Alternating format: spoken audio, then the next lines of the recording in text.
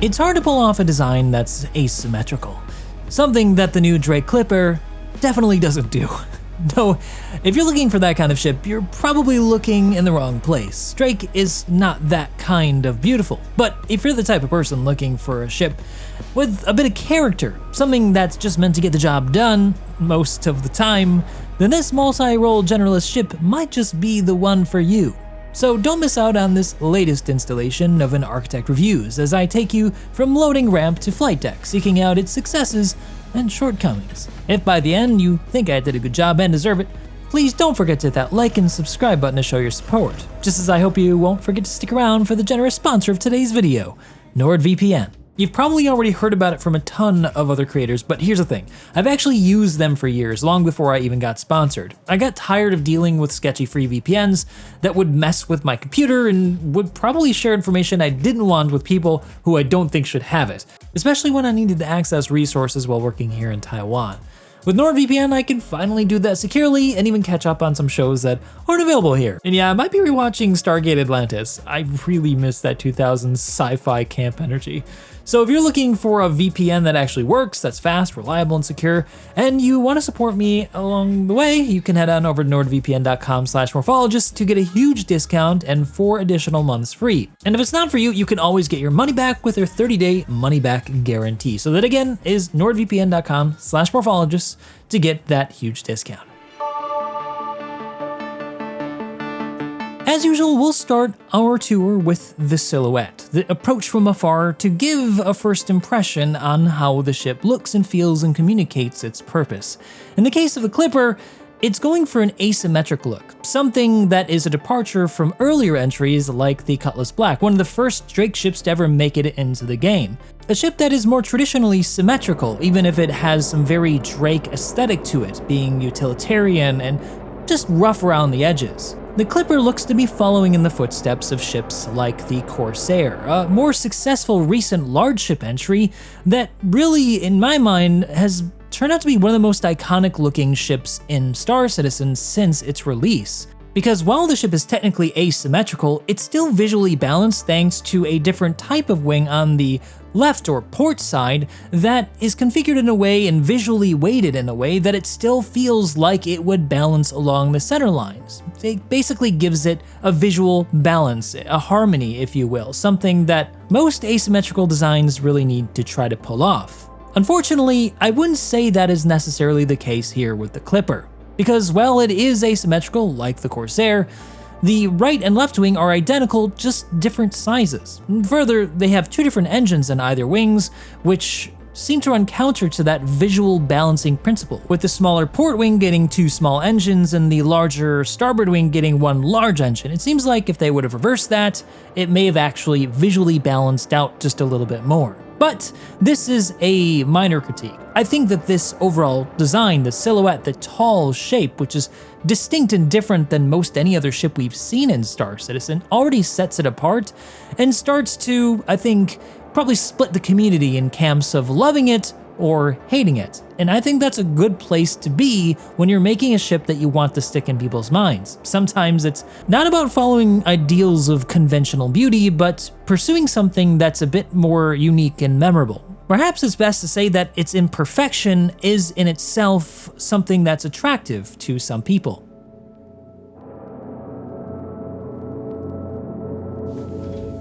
Getting a little closer to the ship, I think what really helps make this ship feel successful despite its weird symmetry is in its successful execution of beautiful exterior details like this wonderful animation that's been crafted to fold the wings up and make it actually be able to fit in places like small hangars. It shows that despite the ship being conventionally weird, it's still been done very well. Especially when you look at it in closer detail, like on the engine cowling, where bits of piping is revealed and even heats up glowing red when in use to sell its believability, to make it feel like something you could go out and touch in our real world today. I think what the designers are hitting on here is something that has really set Drake apart from other manufacturers. It's this visual identity that you can associate with things we understand today, giving you a sort of haptic sensory you can feel through your eyes. And I know that probably sounds a little bit weird, but think about it. All these surfaces you see on a Drake ship are almost like surfaces you could encounter on a spaceship or on, a locomotive, an engine from a car. These feel like parts that we could find in our real world, and that's what makes Drake ships feel so believable, so tangible, and why I think some people are so attracted to them. Getting back to just the shape of the Clipper though, one last thing I want to touch on is the ship's height. Internally, there are 3 decks on the Clipper, and that makes for an incredibly tall profile. It's a different approach than other ships in Star Citizen, which have traditionally gone for longer hulls to fit in more program or for wider ones. This one just went straight up like a building. It's weird, but I like it. I really do. And I think that's helped by the fact that the entry conditions on the ship are pretty iconic. A forward-facing drop-down ramp that leads into the cargo bay. While it may not be super practical, it looks very cool, which I think is a great segue to step on into the interior of the Clipper, because it's high time we checked out the 3 decks and what this weird ship has on offer. Ingress and egress happens from pretty much the same location through 2 different modes. 2 buttons will reveal either a cargo ramp that accesses the cargo directly, or a drop-down lift that will bring you up to the mid-deck. Strangely, not the cockpit, just the mid-deck. Coming down on a very cool scissors lift mechanical animation, once again selling the details of what makes Drake so special, that very mechanical, lived-in, realistic feel. For our tour, we'll be starting on the cargo deck, which gives us access to the 12 SU of cargo storage it has on offer. Found through this typically Drake very mechanical looking ramp, as any good sci-fi ship needs a cool ramp to get in and out of the ship. Inside you'll find a typically Drake interior, exposed mechanicals, insulation, everything is there bared for you to see because Drake is more about function over beauty. An aesthetic that we've already covered is appealing to a lot of people, including myself. One particularly successful thing that jumped out to me was how they've delineated the floor plating to separate the panels for where you're placing boxes and where you're meant to walk and keep clear. It's a subtle design gesture that's missing from a lot of earlier ships, like the Cutter and the Cutlass Black. My only major criticism for the space is the lighting. Well, it's well placed, it does feel a bit too much on the darker side, something I don't think is a stylistic choice. As you'll find, it's a problem throughout the entire ship's interior, but we'll circle back to this a little bit later. And while I did say that I like the ramp, if you look at how it looks when it's in its closed condition, you'll discover that it's all just pretty much wasted space. But perhaps this is the price to pay for a cool looking entry-exit point. And nothing is technically stopping you from throwing stuff here if you want to, so I would say you can still use it as storage space, even if it's not meant for that. Up to you. Just don't forget that you put it here before you lower the ramp, or it's gonna fall out onto the tarmac. Now though, let's visit the mid-deck, which can be accessed through the scissor lift found in the exterior as I'd shown you before, or via this ladder found in the back. Using the ladder method will bring you into the ship's lower engineering bay. Here you'll find access to a series of components and get a nice view of the 2 main thrusters on the back of the ship, with a very cool and well-detailed animation. Once again, selling that Drake design language of exposed mechanicals and believability, but it's achieved through more than just detailing here. Notice how the warm lighting helps sell a sense of heat. This space looks like it's hot, like it's in the bowels of a ship as it should be. I can almost feel the heat coming off of these engines, which is why I think I'm gonna step into the next room.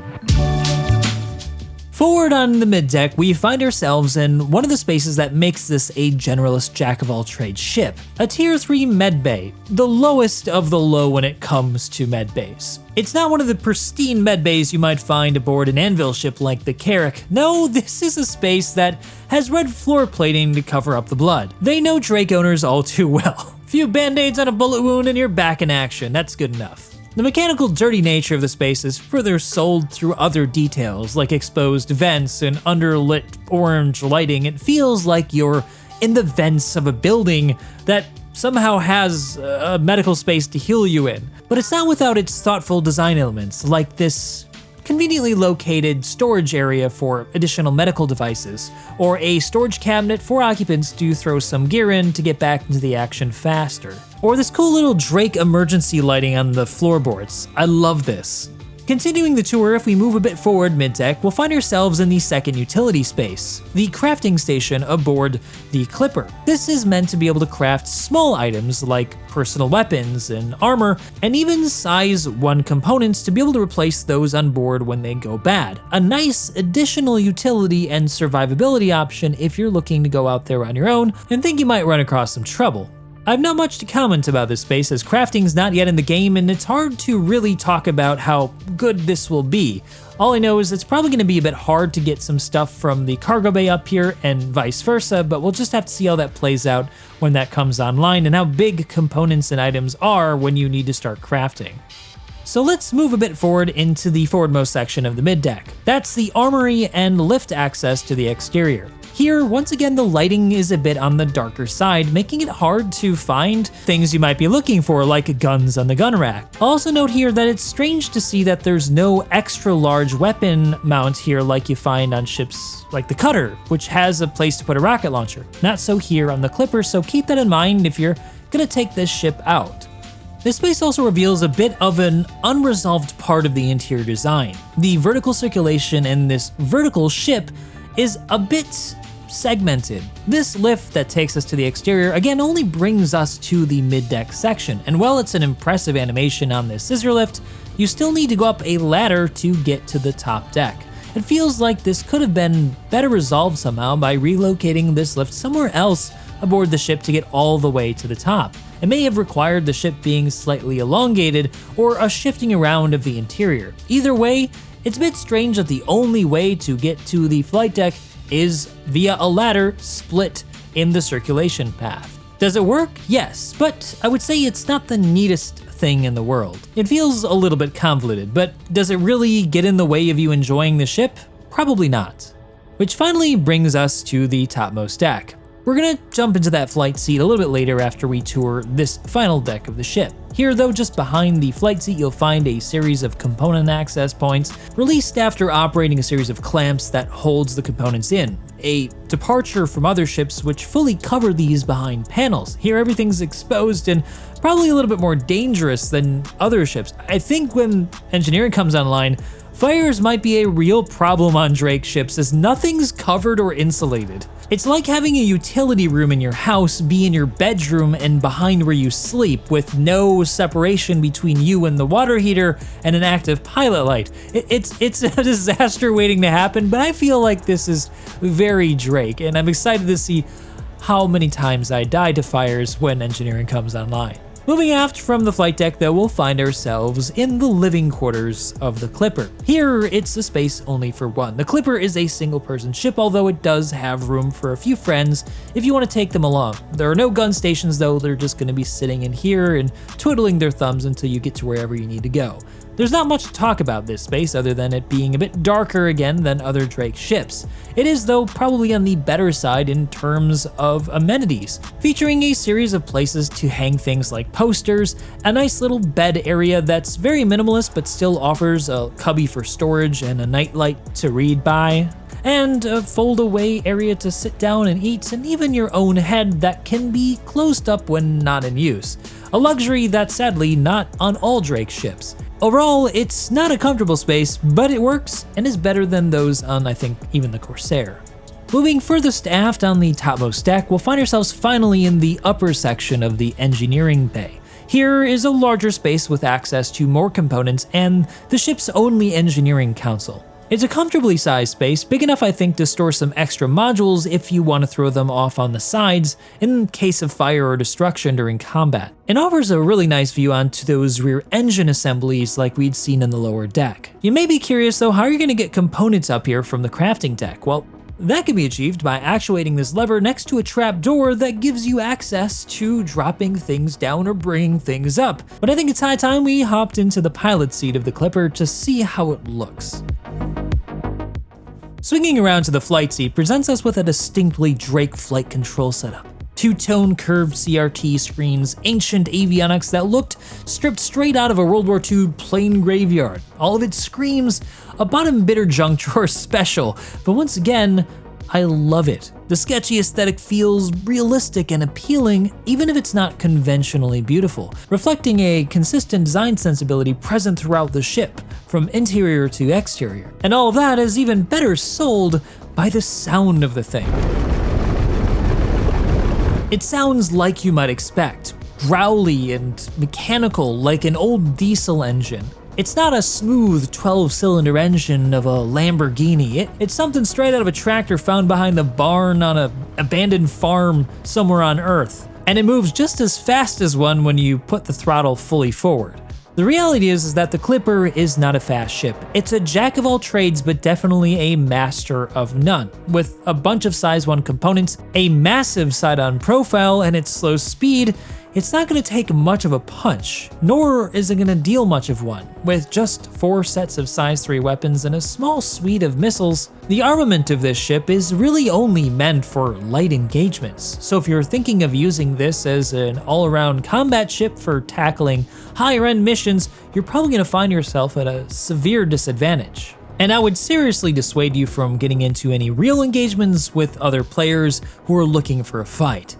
It's probably better to just run away with this thing. But what it lacks in overall combat prowess, I think it makes up for in its ability to heal players, respawn them from short ranges, and in the ability to repair or even completely manufacture new parts for ships. It's going to be a really nice little independent ship to have out on the frontier in a small group or just independently when you want to survive, where you're coming up occasionally against other players or NPCs who are hostile. It's a great little independent mission runner for going off and doing things like bunker missions or low to medium or even high threat missions if you think you're a good pilot. You might even be able to run a few courier missions if you're up for it. Either way, I think it very easily could become somebody's daily ship for doing basic stuff. So is it going to become yours?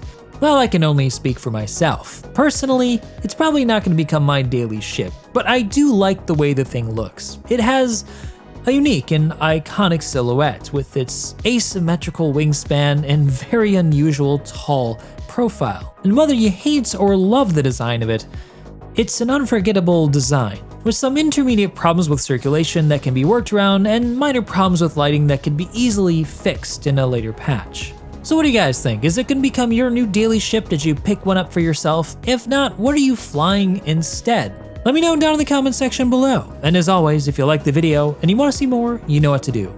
Hope to see you in the next one.